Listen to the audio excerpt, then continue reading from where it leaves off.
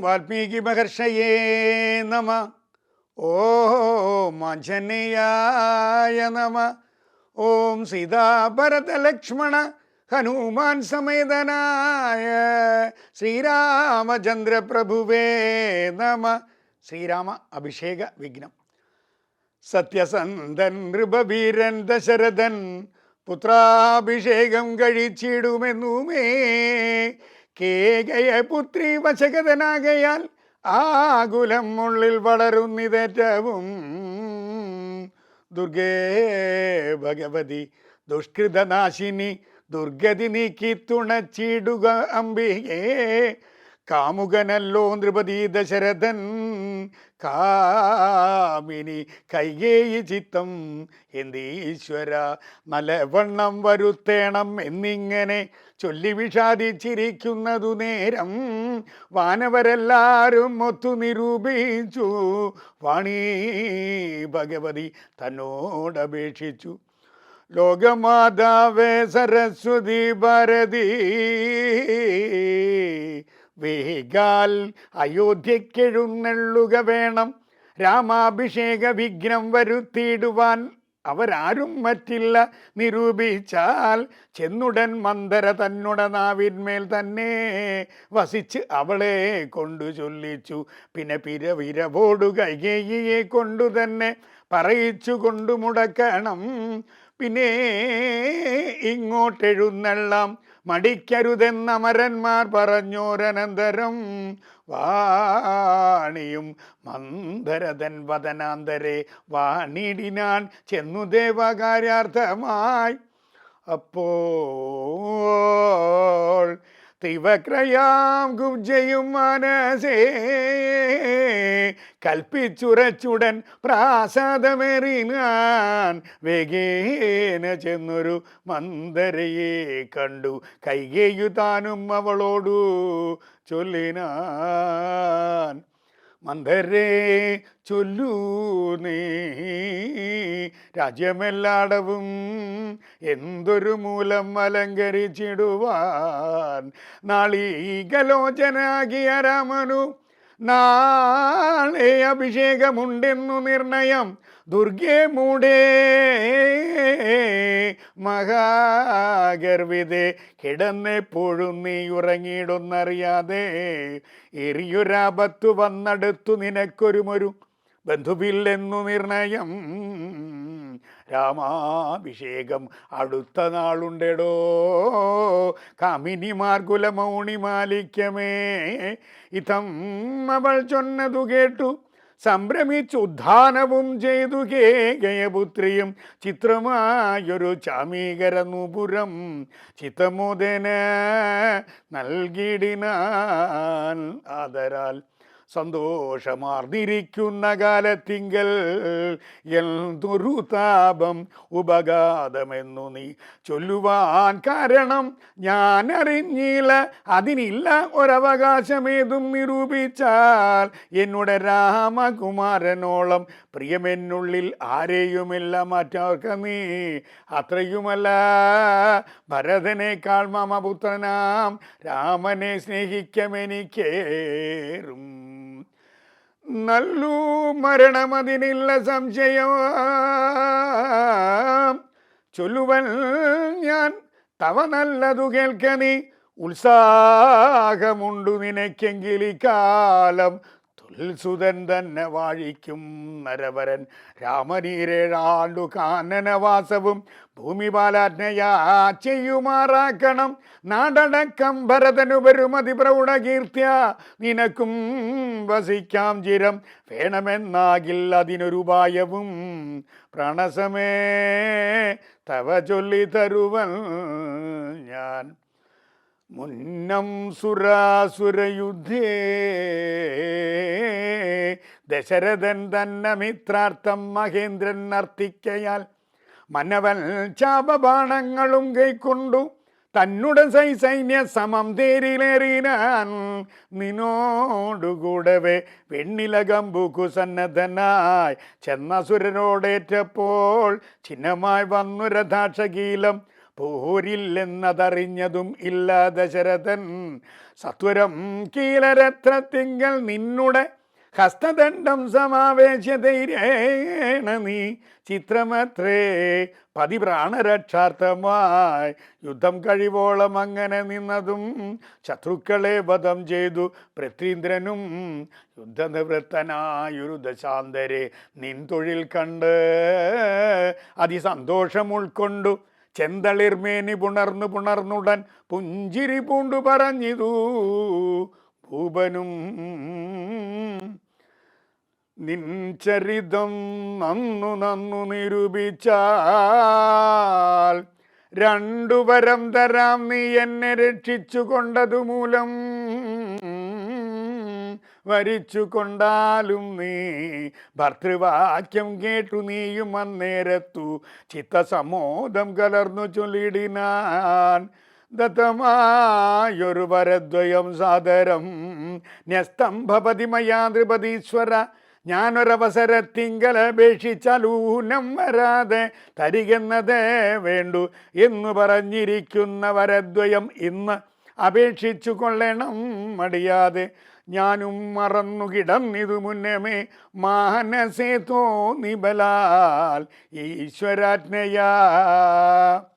എവം നരപതി ചോദിച്ച നേരത്തു ദേവി തന്നാളികളും പറഞ്ഞിടിനാൻ. ക്രോധാലയം പ്രവേശിത്തതിന്മൂലം ഏതും അറിഞ്ഞീല ഞങ്ങളോ മന്നവ.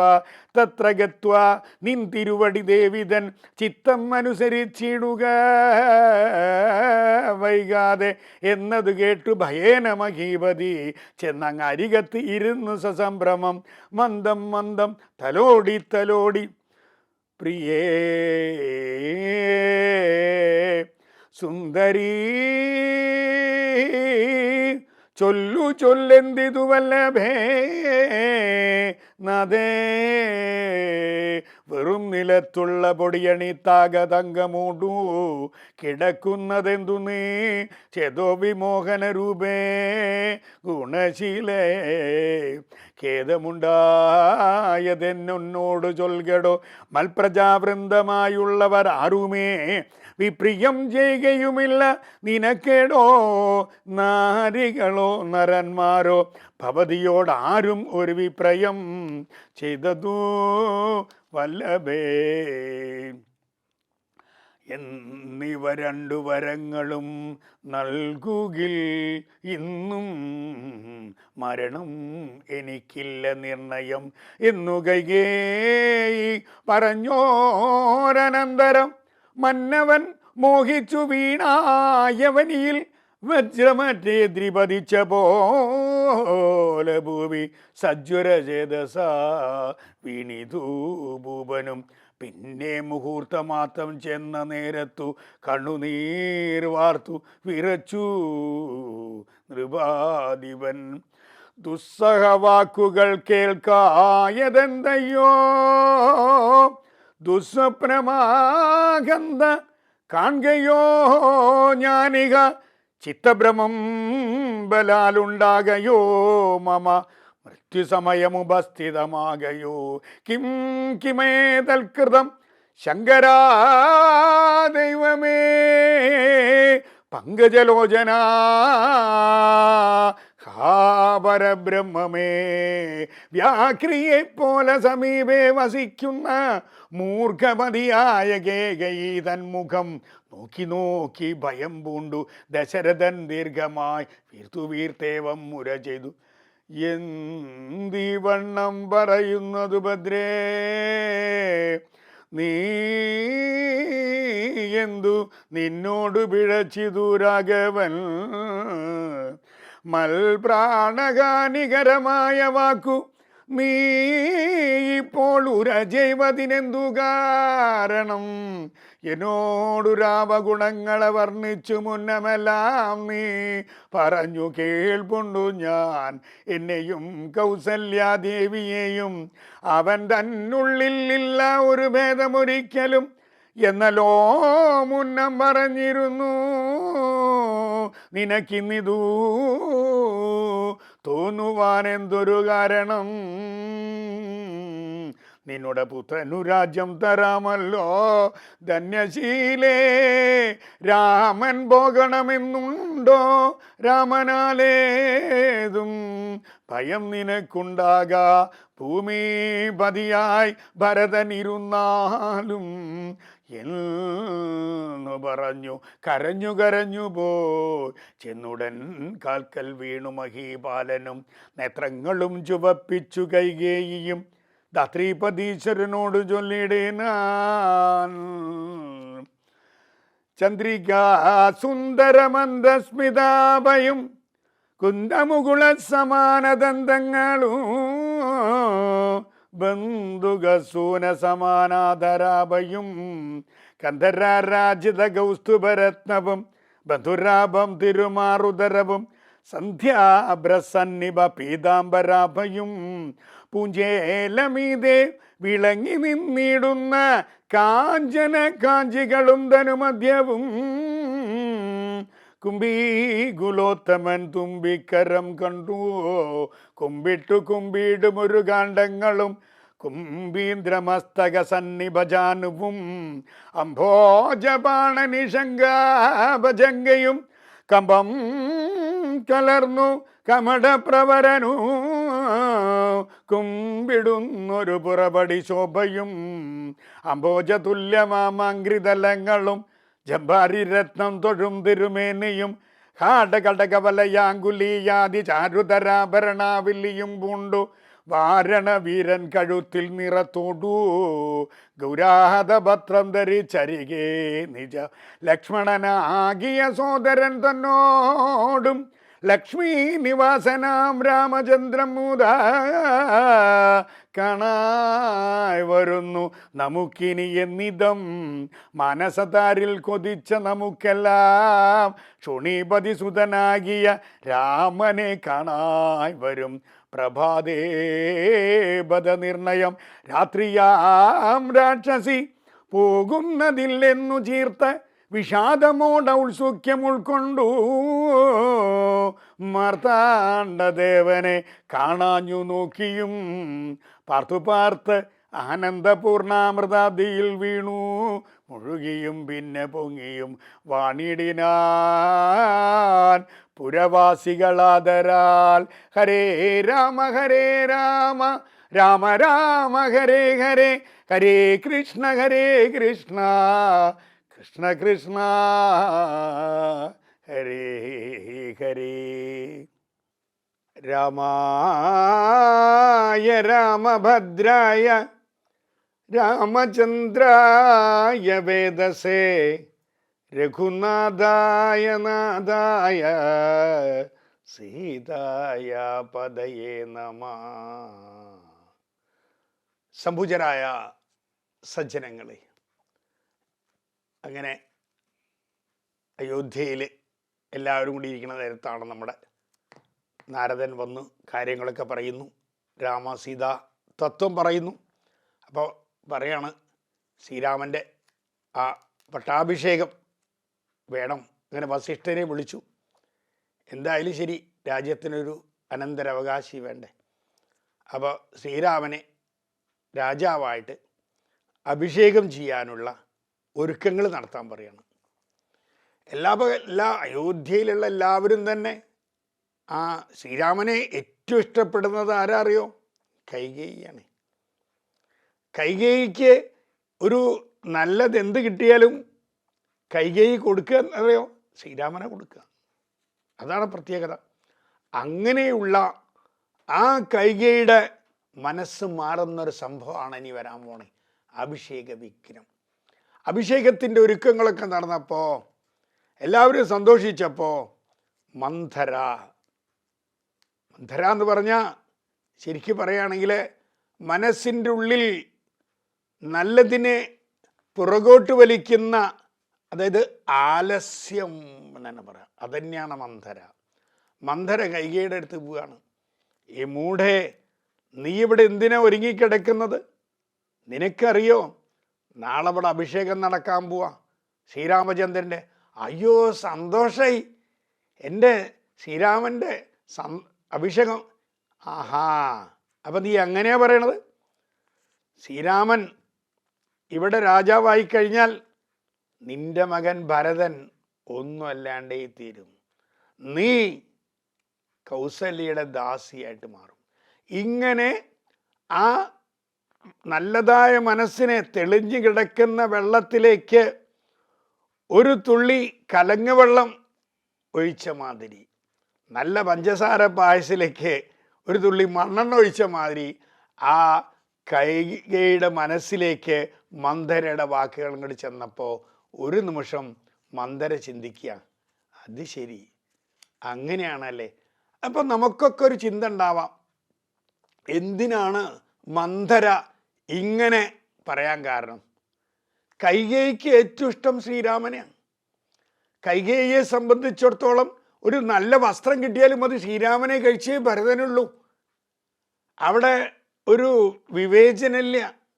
പക്ഷേ ഇത് പെട്ടെന്ന് കൈകേയിക്കും തോന്നുകയാണ്, എങ്ങനെയാണോ മന്ദര, ഇപ്പം നമ്മളൊക്കെ പറയും ഈ മന്ദരയുടെ വാക്കില്ലെങ്കിൽ രാമായണമില്ല, അഭിഷേക വിഘ്നം വന്നില്ലെങ്കിൽ രാമായണം. ആലോചിച്ച് നോക്കൂ, ഓരോ സന്ദർഭം ഈ രാമായണം എന്ന് പറഞ്ഞാൽ ഇത് ശരിക്കും പറഞ്ഞാൽ നമ്മുടെ നിത്യജീവിതത്തിൽ ഇതിൻ്റെ തത്വം മനസ്സിലാക്കി ജീവിക്കാൻ ഒരു 10-21 കഥാപാത്രങ്ങളെ നമ്മുടെ മുൻപിൽ കൊണ്ടുവന്നിരിക്കുകയാണ്. ഈ കഥാപാത്രങ്ങളെല്ലാം തന്നെ നമ്മുടെ മനസ്സിലാണ്, നമ്മുടെ മനസ്സിലുള്ള കഥാപാത്രങ്ങൾ തന്നെയാണത്. അപ്പം നമുക്കൊക്കെ ഒരു സംശയം തോന്നാം, ഈ മന്ദര എന്തിനാ ഇത് ചെയ്തേ? മന്ദര ചെയ്തതിൽ എന്താ തെറ്റ്? മന്ദരയുടെ ഭാഗത്തു നിന്ന് നമ്മൾ ആലോചിച്ച് നോക്കൂ. 40-40 വർഷമായിക്കൊണ്ട് കൈകേയിയുടെ ഉറ്റതോടിയായി എന്നുള്ള മന്ദരയ്ക്ക് എന്താ ഉണ്ടാവുക? കൈകേയിയുടെ പുത്രൻ രാജാവായാൽ കൈകേയി രാജ്ഞിയല്ലേ, അപ്പം ഞാൻ അവിടെ ആരായിരിക്കും? ആർക്കും തോന്നാവുന്നൊരു കാര്യമല്ലേ. 40 വർഷം കൈകേയിയുടെ ഒപ്പം നിന്ന മന്ദരയ്ക്ക് കൗസല്യക്കാറ്റും ഇഷ്ടം ആരോടാ? കൈകേയിയോടാണ്. അപ്പം മന്ദരയുടെ ഭാഗത്ത് തെറ്റില്ല. അപ്പം കൈകേയിയുടെ പറഞ്ഞു വയ്ക്ക് ചോദിച്ചു, അഭിഷേക വിഘ്നം നടണം, അപ്പോഴാണ് നിന്റെ ഭരതനെ രാജാവാക്കണം. അതിന് ഞാൻ എന്താ ചെയ്യാം? അതിനും വഴിയുണ്ട്. ഈ ദശരഥ മഹാരാജാവ് യുദ്ധത്തിന് പോകുമ്പോൾ സാധാരണ ഈ സ്ത്രീകളെ യുദ്ധത്തിന് കൊണ്ടുപോകാറില്ല. അവിടെ ദശരഥന് പറ്റിയൊരു വീഴ്ചയാണ്. ഒരു ദിവസം കൈകേയിയെ കൊണ്ടുപോയെന്നാണ് പറഞ്ഞത്. ഈ ഝാൻസി റാണി തന്നെയാണ്, ഈക്വൽ ടു ഝാൻസി റാണിയാണ് നമ്മുടെ കൈകേയി. അപ്പം കൈകേയി യുദ്ധം നല്ല പാടവാ, യുദ്ധം നയിക്കാൻ നല്ല കഴിവുള്ള സ്ത്രീയാണ് കൈകേയി. അപ്പം കൈകേയിയെ കൊണ്ടുപോയതോ തെറ്റ്? ആലോചിച്ച് നോക്കണം. കൈകേയിയെ യുദ്ധത്തിന് കൊണ്ടുപോയില്ല വെച്ചാൽ രാമായണല്ല. ആലോചിച്ച് നോക്കൂ, കൈകേയിയെ യുദ്ധത്തിന് കൊണ്ടുപോയില്ല വെച്ചാൽ രാമായണല്ല. കൈകേയിയെ യുദ്ധത്തിന് കൊണ്ടുപോയപ്പോൾ ആ രഥത്തിൻ്റെ ആണി അങ്ങോട്ട് പോന്നപ്പോൾ തൻ്റെ ഭർത്താവിൻ്റെ ജീവൻ രക്ഷിക്കാൻ വേണ്ടി തൻ്റെ വിരൽ വെച്ച് കൊടുക്കുകയാണ് ആണിക്ക് പകരമായിക്കൊണ്ട്. തൻ്റെ ജീവൻ രക്ഷിച്ചിട്ടുള്ള ആ കൈകേയിയോട് അപ്പം തന്നെ തോന്നി ദശരഥന്, കൈകേയി നിന്റെ ആ പ്രയോഗമില്ലെങ്കിൽ ഞാനില്ല, നിനക്ക് 2 വരം ഞാൻ തരാമെന്ന് പറയാണ്. എന്താണ് 2 വരം? അപ്പം കൈകേയി എന്ത് പറഞ്ഞു? അതെനിക്ക് ഇപ്പം വേണ്ട, അത് ഞാൻ ആവശ്യമാകുമ്പോൾ ചോദിച്ചോളാം എന്ന് പറഞ്ഞു. അപ്പോൾ ഒരു കാര്യം ഉറപ്പാണ്, ഇതൊന്നും നമ്മൾ വലിയൊരു പാഠം പഠിക്കാനുണ്ട്. നമ്മൾ നമ്മുടെ ഭാര്യമാരോടൊക്കെ ചെന്നിട്ട് ഈ നിനക്ക് ഞാനൊരു പോത്തി സാരി മേടിച്ച് തരാം, നിനക്ക് ഞാനൊരു 916 തരാം എന്നൊക്കെ പറഞ്ഞാൽ അത് പിന്നെ മതി എന്ന് പറഞ്ഞാൽ നിങ്ങൾ പിന്നേക്കാക്കണ്ട കേട്ടോ. കാരണം എന്താ അറിയോ, അത് അപ്പം കൊടുക്കുന്നതാ ബുദ്ധി. പിന്നെ 1 രൂപ ഇല്ലാത്ത സമയത്താണ് നിങ്ങൾ അന്ന് എന്നോട് പറഞ്ഞിട്ടുണ്ട് ഒരു പോത്തി സാരി മേടിച്ച് തരാമെന്ന്. അപ്പം നിത്യജീവിതത്തിലേക്ക് നല്ലൊരു പാഠമായത്. കാരണം എന്താ വെച്ചാൽ ആ 2 വരം ചോദിക്കാനാ പറഞ്ഞേ, പണ്ട് തന്നിട്ടുള്ള 2 വരം. ആ 2 വരത്തിന് പുതിയ സമീപനം ഇവിടെ വന്നു. അന്ന് 2 വരം ചോദിച്ചാൽ ഈ ഭാവിയിലെ കാര്യങ്ങൾ ചോദിക്കാൻ പറ്റില്ലല്ലോ. ഈ 2 വരം ആവശ്യപ്പെടാൻ പറഞ്ഞെന്താ വെച്ചാൽ, ഒന്ന് ശ്രീരാമനെ 14 വർഷം കാട്ടിലേക്ക് അയക്കണം എന്നാ, ഭരതനെ രാജാവായി വാഴിക്കണം എന്നും. ആലോചിച്ചു, ഭരതനെ രാജാവായി വാഴിക്കണം എന്നും ശ്രീരാമനെ 14 വർഷം കാട്ടിലേക്ക് അയക്കണം. അപ്പം അന്ന് ആ സമയത്ത് തന്നെ ഈ വരം കൊടുക്കുകയാണെങ്കിൽ ഇത് ചോദിക്കാൻ പറ്റുമോ? പറ്റില്ല. അപ്പം അതുകൊണ്ട് നിത്യജീവിതത്തിൽ ഭർത്താക്കന്മാരൊക്കെ ചിന്തിക്കുക, ഭാര്യമാർക്കൊക്കെ വല്ല കൊടുക്കാമെന്ന് പറഞ്ഞാൽ അത് അപ്പം കൊടുത്തോളൂ, ഇല്ലെങ്കിൽ പിന്നീട് നമുക്ക് ദോഷമായിട്ട് വരും.